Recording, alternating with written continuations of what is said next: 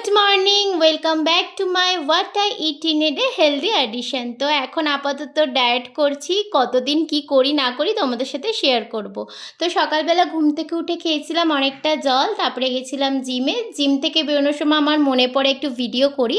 তো জিম থেকে বেরোনোর সময় ব্রেকফাস্ট করেছিলাম একটা ডিম দিয়ে, আর আজকে বাইরে ভীষণ গরম ছিল।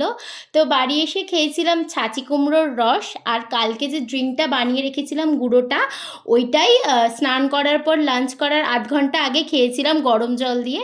তারপরে দুপুরের লাঞ্চে ছিল ভাত, তার সাথে ডাল আর সয়াবিনের তরকারি, একটু লেবু আর একটু পেঁয়াজ।